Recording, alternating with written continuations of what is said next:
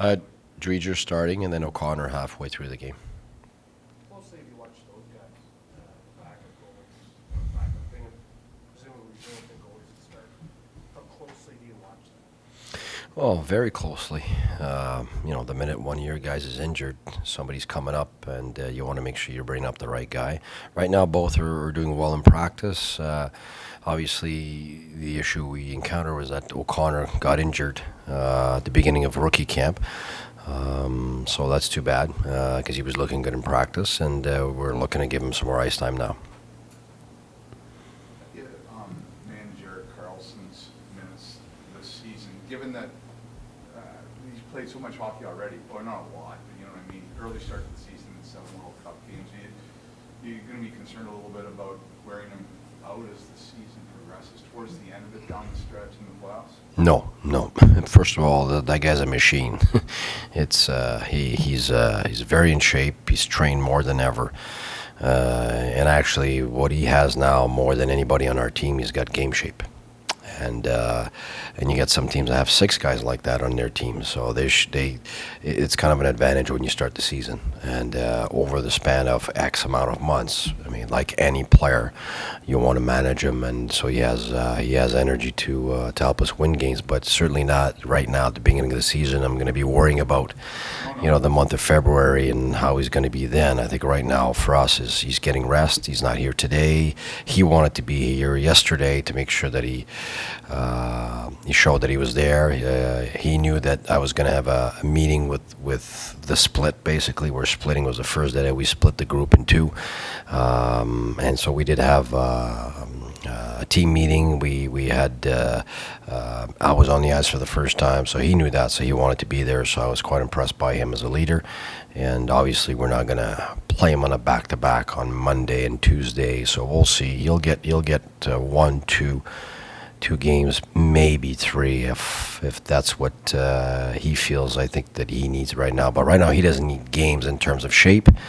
He needs just to see what we've done in the last weeks, and that was great yesterday for him to come on. So we done some core things yesterday in practice, so he wanted to be there, so that was good. So certainly he'll be here tomorrow for the practice, and we'll see about Saturday. But we're not going to press him now to play games.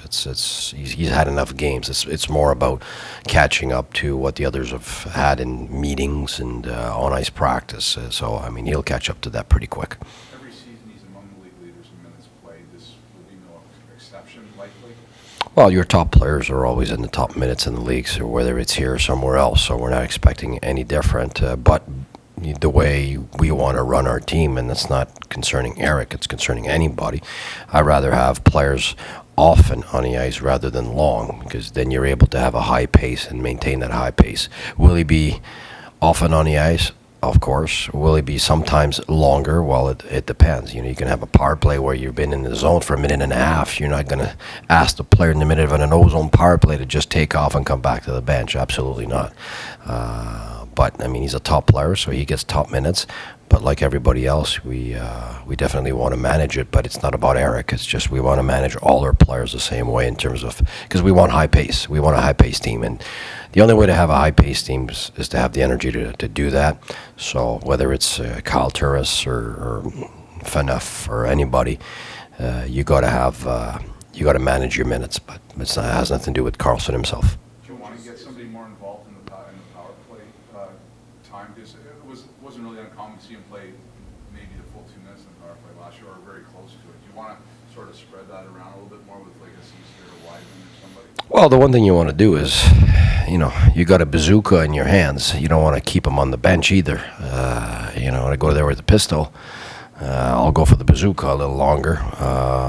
But he knows, like all the other players, that I try to put people in their strengths and use them in their strengths, which means that some guys that are very good defensively will be on the ice in the last 30 seconds.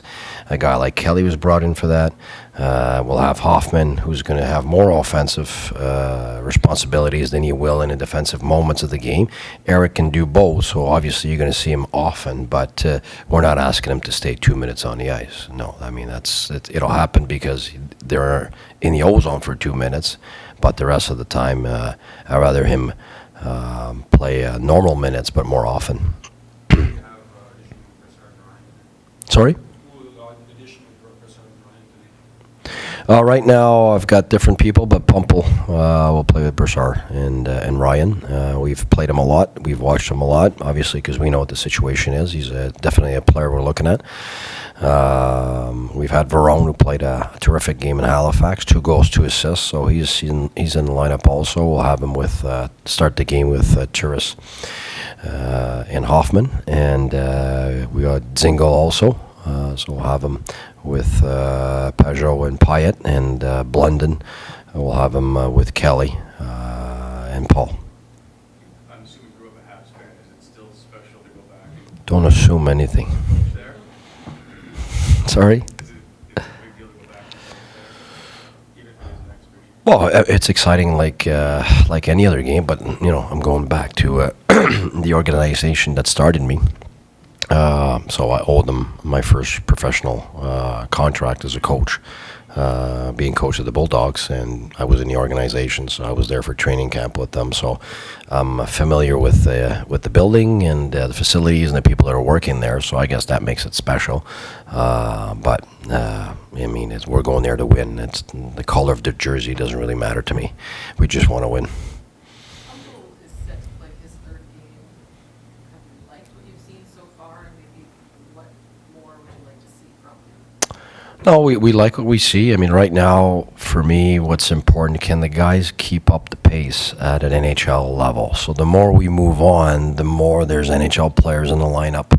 So you're playing against better players, and can you maintain the pace that you need? And we've had them in top 2 lines. We had them on power play. We had them on PK. We had them on 3rd line, 4th line. Put them at all the different roles to give him a chance to show us where he would fit. So far, happy with how he's played, or He's done well, but like all the young guys, you want to get better defensively. You want to make sure that you don't double up because you're too anxious, and those are normal things that he needs to improve. But I think right now for me, the pace is the thing. With our team in general, pace is everything for me. I'm a big first on puck guy. You got to have the energy, so you need short shifts. So that answers the question. So that's why for me, it's not about Eric. It's about the entire team. We had that discussion. We want shorter shifts. When you look at the NHL, the 2 teams that made it to the Stanley Cup Finals are the 2 top teams in terms of shift lengths, 41 seconds average, Pittsburgh and San Jose. So that certainly says something. You look at Canada, they're all having short shifts, and it's because the game has changed. It's a pace game now, and you need to be able to maintain that. The only way to maintain is energy. So usually problems happen in your extended part of your shifts. That's where you get tired. That's where you get turnovers. So that's what we don't want to get into. You can't be perfect in the season, but over 5, 10, 15, 20 games, you want your average to make sense so that the guys are able to maintain that pace throughout the season. you talked about the bubble guys and guys like Dzingel and Humble, and that will fit in. What maybe is going to be the difference for one of them to stand out in your mind? Pace. Pace is everything to me. Well, if you saw the practices, it's all about pace. Can you sustain it? Can you maintain it? Are you slowing our game down, or are you accelerating our game? And I want to accelerate the game, that's for sure. Transition, our first on puck, our back check. To me, it's all about pace. And who won the Stanley Cup? The team that had the most pace, period. And that's where we need to go.